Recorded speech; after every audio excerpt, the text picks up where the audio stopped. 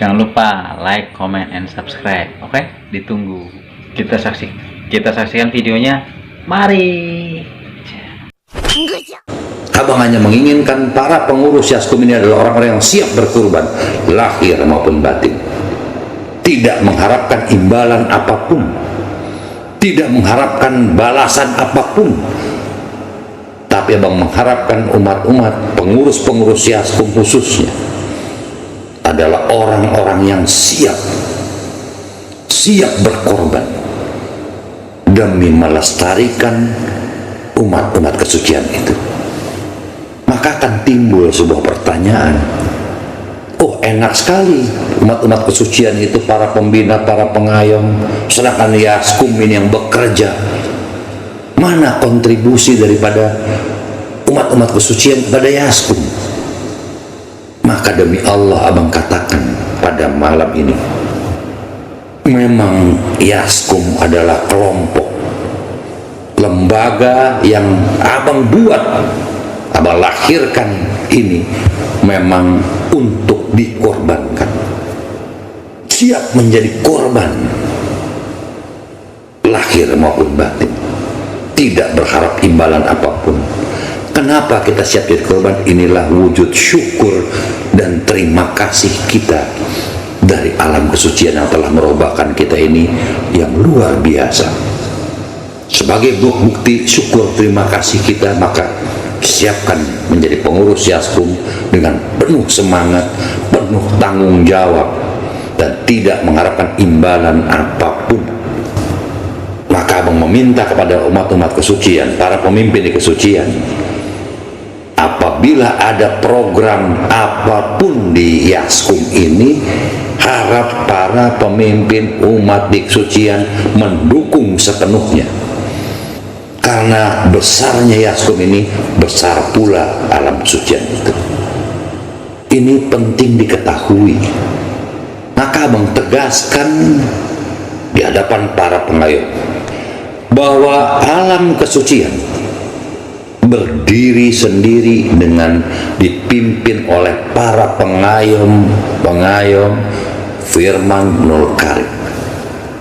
Abang ulangi, bahwa alam kesucian dipimpin oleh para pengayom Firman dan Nul Karim. Sedangkan di yayasan, di Yaskum, dipimpin oleh ketua, dewan pembina, dan pengurus lainnya.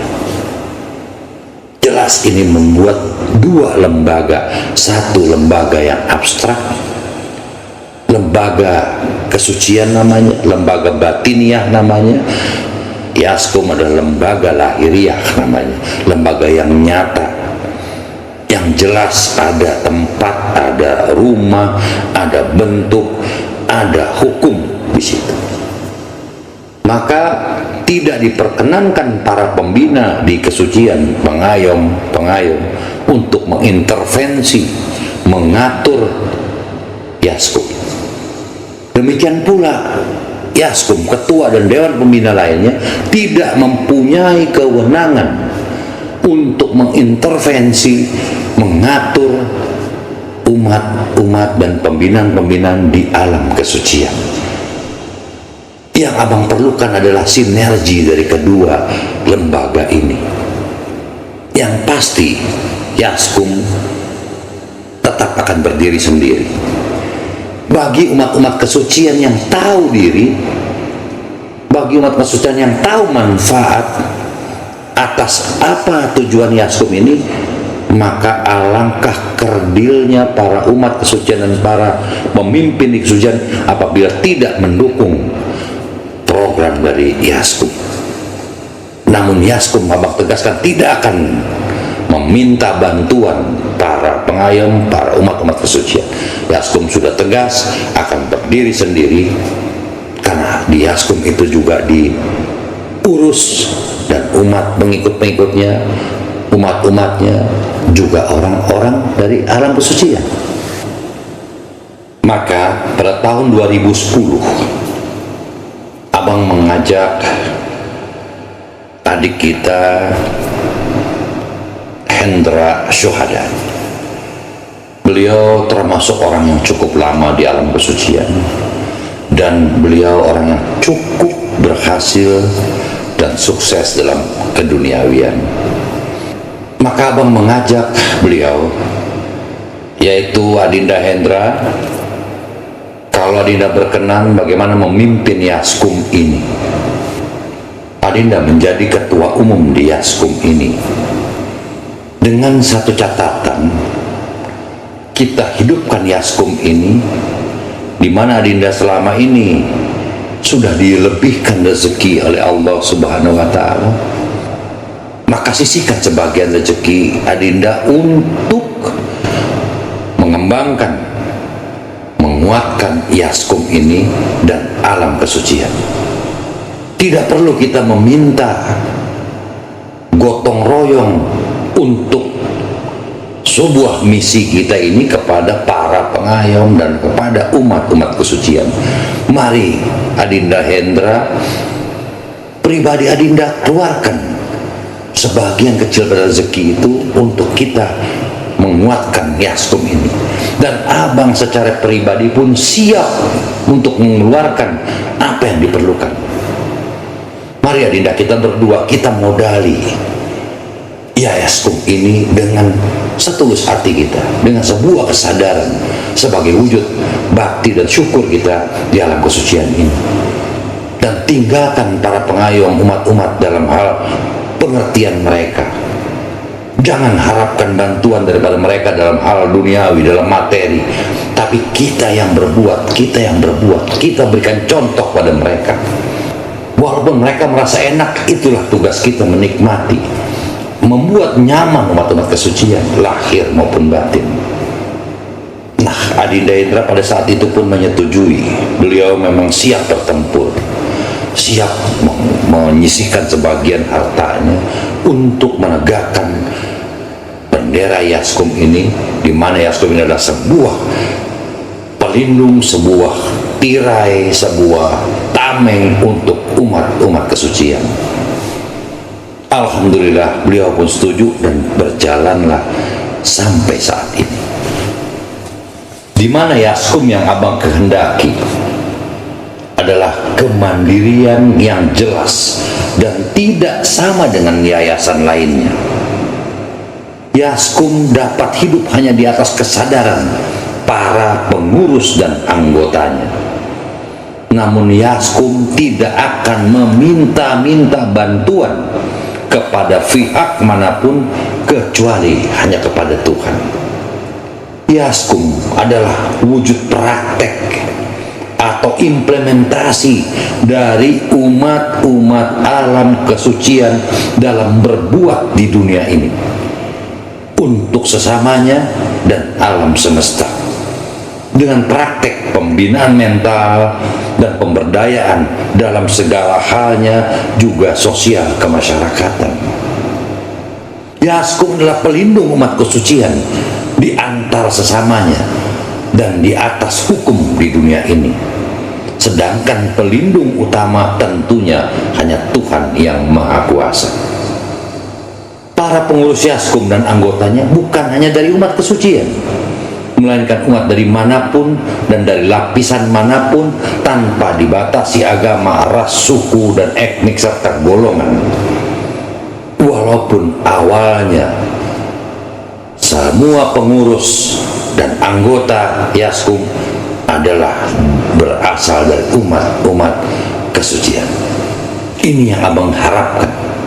Maka abang menghimbau kepada para pengurus Yaskum, mari bulatkan tekad, satukan visi dan misi, satukan rasa, satukan jalan, bahwa mulai dari dewan pembina, ketua, pengurus, dan yang lainnya di Yaskum ini adalah orang-orang yang siap berkorban.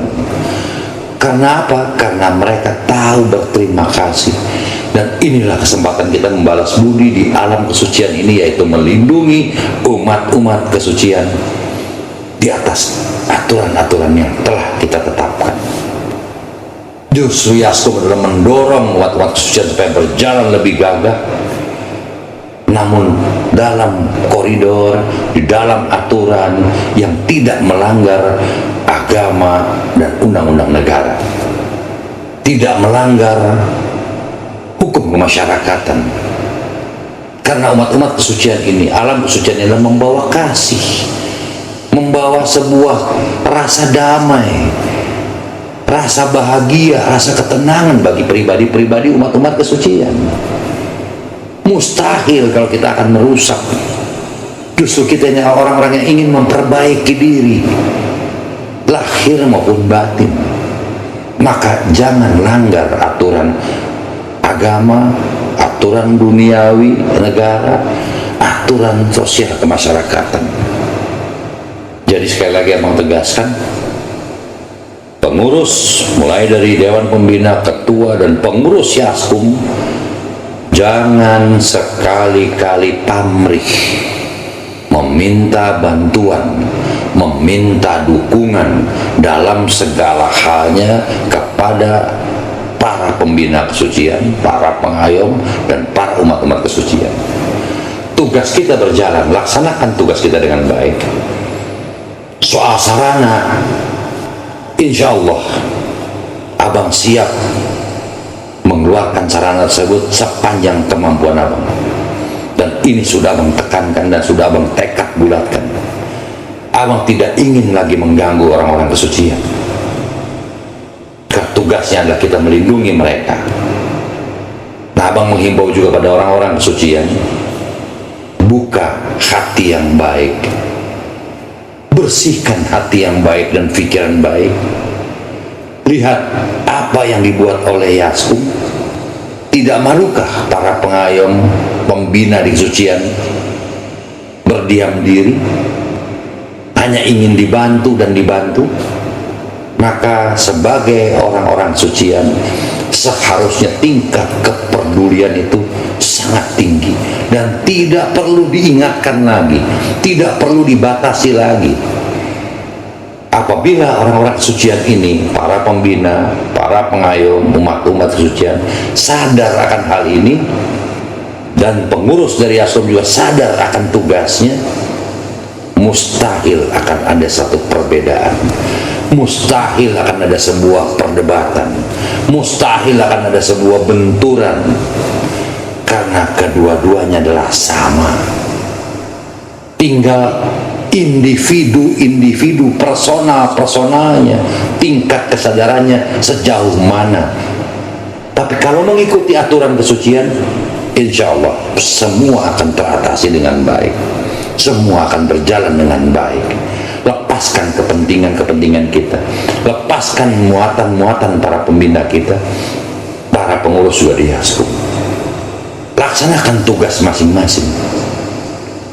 Berarti orang-orang di kesucian, baik para pengayom, para pembina, tidak perlu khawatir, karena Yaskum ini adalah bagian daripada mereka. Yaskum pun berbuat tidak perlu dihargai oleh orang-orang kesucian, tidak perlu. Kita memang berbuat, dan kita berkorban. Justru penghargaan dari umat-umat itu akan meruntuhkan semangat kita, akan meruntuhkan niat baik kita, dan akan melahirkan ego-ego dan pengakuan diri dan di para pengurus Yaskum. Kita selalu diajarkan berbuat dengan sebuah tanggung jawab tanpa berharap yang lain-lain.